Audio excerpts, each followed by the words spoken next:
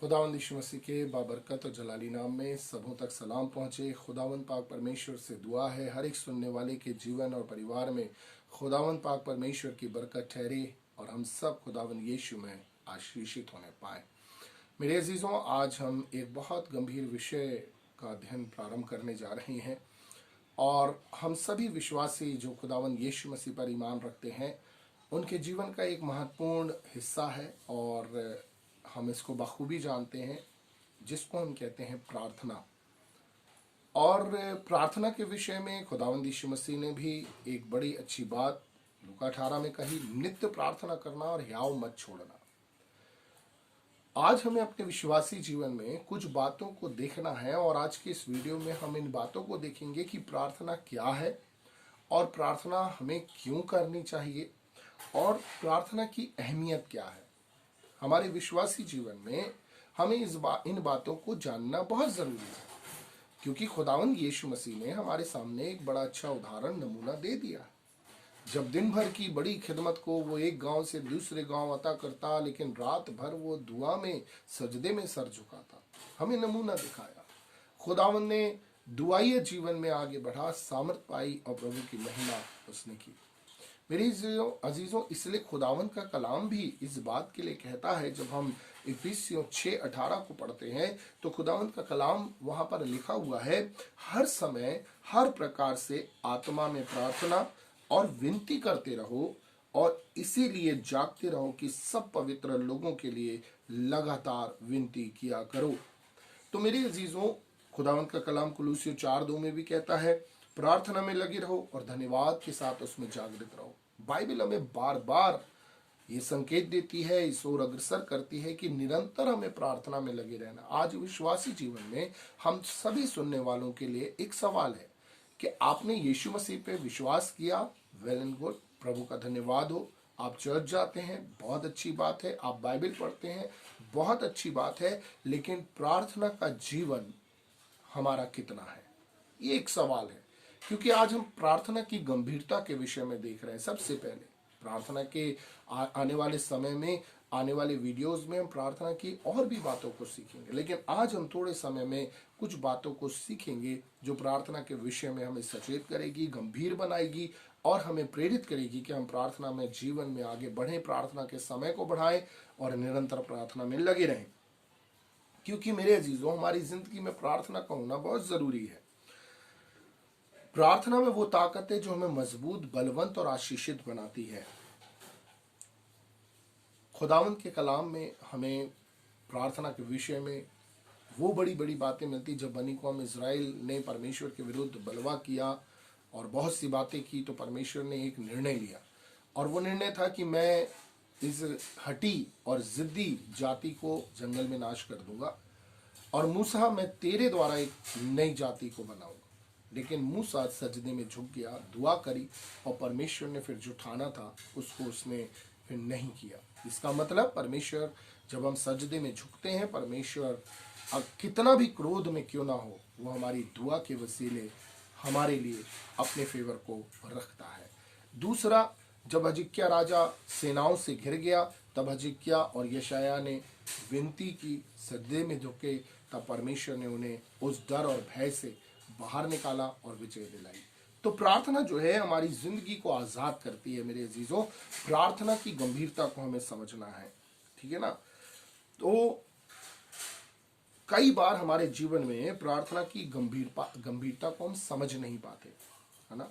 प्रार्थना का जीवन हमारा कई बार नीरस होता है, कमजोर होता है, या हम बहुत शॉर्ट समय में प्रार्थना करके हम प्रार्थना के समय में हम बहुत जल्दी प्रार्थना करके या एक समय की प्रार्थना करके हम सोचते हैं कि हमने एक अपने बड़े कार्य को कर दिया। हमें प्रार्थना की गंभीरता को समझना है। कई बार प्रार्थना में जीवन की नीरसता और कमजोरी के कारण हम प्रार्थना जरूर करते हैं। मेरे अजीजों, प्रार्थना जरूर करते हैं, लेकिन आज हर एक विश्वासी को ये आकलन करना है कि मेरा प्रार्थना का समय कितना है। मैं एक टाइम प्रार्थना करता हूँ, 2 टाइम प्रार्थना करता हूँ, 3 टाइम प्रार्थना करता हूँ। मेरी व्यक्तिगत विश्वासी जीवन में प्रार्थना का समय कितना है, कई बार हम समझ नहीं पाते। बहुत सी बार बहुत से लोगों के जीवन में प्रार्थना की निरसता के कारण कई चीजें हमारे जिंदगी में घर कर जाती हैं। है ना, और हम उसको समझ नहीं पाते, और फिर हमारी जिंदगियों में, हमारे परिवारों में कलह कलेश और तमाम चीजें घर कर जाती हैं। लेकिन मेरे अजीजों, हमें एक चीज को याद रखना, छोटे से उदाहरण से हम जानेंगे। यदि मेरे को अपने शरीर को स्वस्थ और अच्छी शेप में लाना है तो मुझे व्यायाम करना होगा, और व्यायाम के लिए जरूरी है कि मैं समय और मेहनत दोनों चीज करूं। लेकिन कोई मेरे लिए मेहनत करे और मेरा शरीर स्वस्थ हो, ऐसा तो नहीं हो सकता ना। इसलिए हमें प्रार्थना के लिए भी वक्त और परिश्रम दोनों करना बहुत ज्यादा जरूरी है। और बहुत सी जगहों पर हम देखते हैं कि ऐसे कबीले पाए जाते हैं जहां पर बचपन से ही बच्चों के सर में कड़ा डाल दिया जाता है, और उसका दुष्परिणाम ये होता है कि शरीर तो बढ़ जाता है लेकिन उनका सर छोटा होता है, दिमाग नहीं बढ़ पाता और वे ज़्यादा सोच नहीं पाते। और शैतान का भी यही चाल है, वो हमारी प्रार्थना में जीवन को कमज़ोर और छोटा करना चाहता है ताकि हम आत्मिक उन्नति करने ना पाए। क्योंकि शैतान का एक ही विचार है जिसमें वो हमें लेना चाहता है। भजन संहिता 10:4 में लिखा है, दुष्ट अपने अभिमान के कारण कहता है वह लेखा नहीं लेने का। उसका पूरा विचार यही है कि कोई परमेश्वर है ही नहीं। और इसलिए मेरे अजीजों, खुदावंद का कलाम कहता है कि हम जैसे ही यीशु मसीह पर विश्वास करते हैं, हम एक युद्ध में शामिल हो जाते हैं, हम एक वॉर में शामिल हो जाते हैं। और इफिसियों 6:12 कहता है, क्योंकि हमारा मल्ल युद्ध लहू और मांस से नहीं परंतु प्रधानों और अधिकारियों से और संसार के अंधकार के हाकिमों और उस दुष्टता की आत्मा की सेनाओं से है जो आकाश में है। तो हमारा मांस और लहू से युद्ध नहीं है ना, हम एक वॉर में शामिल है जरूर। तो हमें समझना है, ये वो सेना है जो 24/7 मतलब 24 घंटे हमारे विरोध में कार्य करती हैं, योजना बनाती हैं और हमारे लिए रणनीति तैयार करके रखती हैं 24 घंटे। लेकिन प्रार्थना हमें इससे आजाद करती है और विजय दिलाती है। जैसे हम देखते हैं कि जब हमने मसीह पर विश्वास किया और अगर हमारा प्रार्थना में जीवन कमजोर है तो एक विपरीत परिस्थिति का सामना हमें करना पड़ सकता है। क्योंकि क्या होता है, मत्ती 12:43 में एक इंस्ट्रक्शन दिया गया है, जब अशुद्ध आत्मा मनुष्य में से निकल जाती है तो सूखी जगहों में विश्राम ढूंढती फिरती और पाती नहीं, तब कहती है कि मैं अपने उसी घर में जहां से निकली थी लौट जाऊंगी, और आकर उसे सूना झाड़ा फुआरा और भी सजा सजाया पाती है। हम आज़ाद होते हैं, गुनाह की कैद से आज़ाद होते हैं। हमें यीशु मसीह पर विश्वास करने के द्वारा छुटकारा मिलता है तमाम उन बदरुओं से जो हमारी जिंदगी को नरक की ओर लेकर जाती, बीमारियों की ओर लेकर जाती। लेकिन अगर हम प्रार्थना में जीवन के लिए गंभीर नहीं है तो मेरे अजीजों, बाइबल कहती है कि वो फिर से वापस लौट कर आती है और झाड़ा फुआरा पाती है और साथ और दुष्ट आत्माओं को लेकर आती है। मेरे अजीजों, यहाँ पर लिखा हुआ है, जब हम प्रार्थना में नहीं रहते तब ये बातें हमारे साथ होती हैं। हम समझ नहीं पाते कि परिवार बिखर रहे हैं, बच्चे बिगड़ रहे हैं, तलाक हो रहे हैं, है ना। अंधकार की जो ताकतें हैं हमारे विरोध में फिर कार्य करना प्रारंभ करने लगती है। आजकल ट्रेंड बड़ा अच्छा चल रहा है ना, दुआ करवाने का। जी पास्टर जी या ब्रदर हमारे लिए दुआ करें, अच्छी बात है, लेकिन हमारा खुद का दुआया जीवन कितना है ये हमें देखने की जरूरत है मेरे अजीजों। हाँ, हो सकता है कि हम एक अच्छे प्रीचर हो, एक अच्छे पासबान हो, एक अच्छे एवेंजलिस्ट हो, लेकिन हर एक के लिए प्रार्थना का समय होना बहुत ज्यादा जरूरी है मेरे अजीजों। क्योंकि खुदावंद का कलाम कहता है कि भूखे शेर की नाई शैतान इस फिराक में रहता है कि कब खुदा के लोगों को वो फाड़ खाए।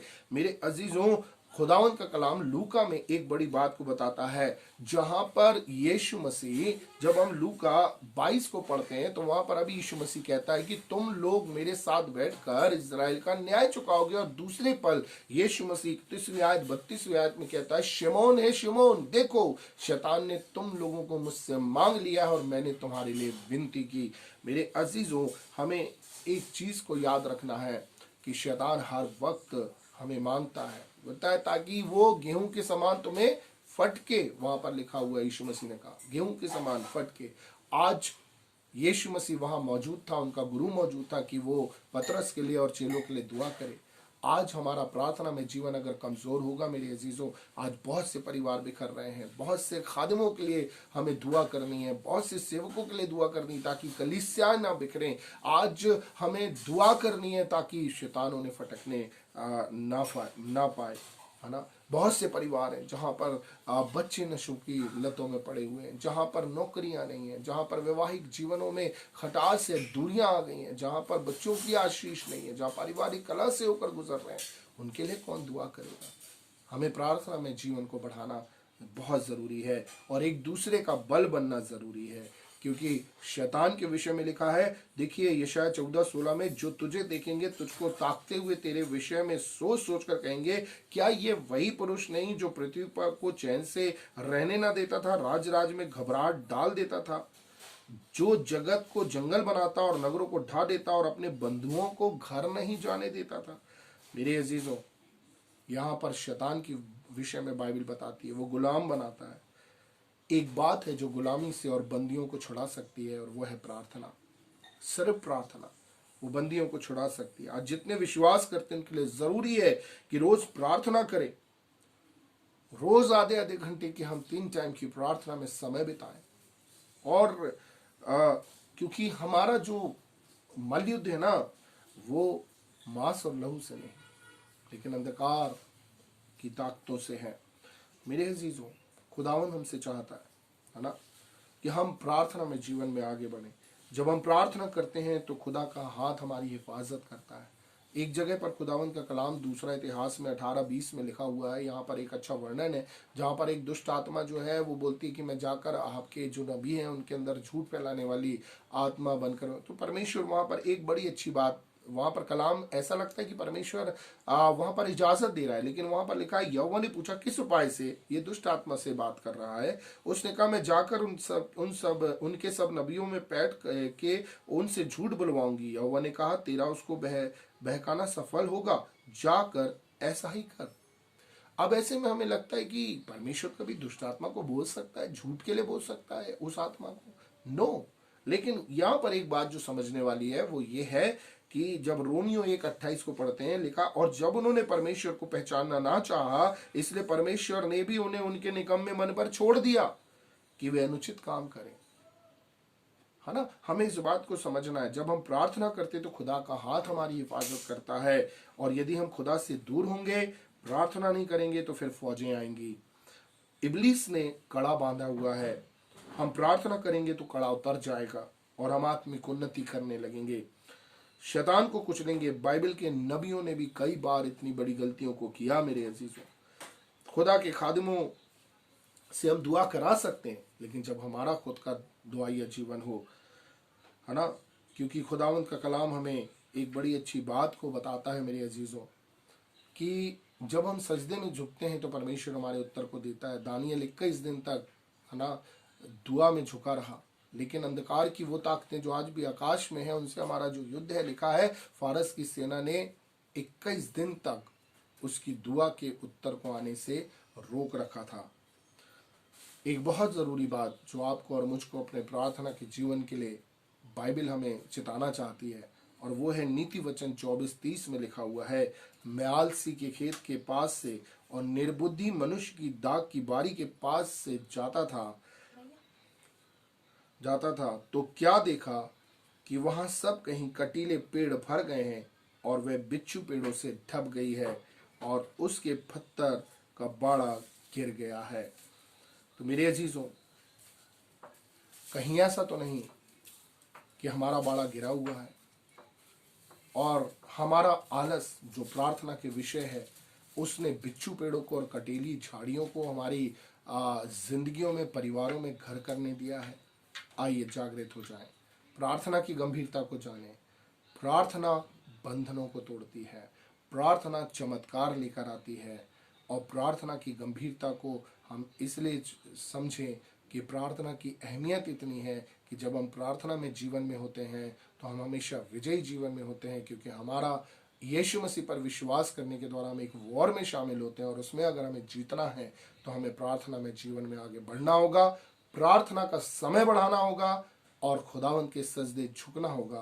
तब खुदावंत की बरकत हमारी जिंदगी, परिवारों और बच्चों में ठहरेगी, और हमारी जिंदगियों से यीशु का नाम जलाल पाएगा। न केवल हमारा जिंदगी, परिवार, लेकिन जब हम सजदे में झुकेंगे तो हम बहुतों के लिए आशीष का सबब बनेंगे। प्रभु इन वचनों के द्वारा हम सबों को आशीष दे। इस वचन को और शेयर करें ताकि हर एक विश्वासी के मध्य तक ये प्रार्थना की गंभीरता का कलाम पहुंचे और हम सब सजदे में झुकें और प्रभु के बड़े कार्यों को अपने जीवन कलीसिया परिवारों में होते देखें। प्रभु सबको आशीष दे।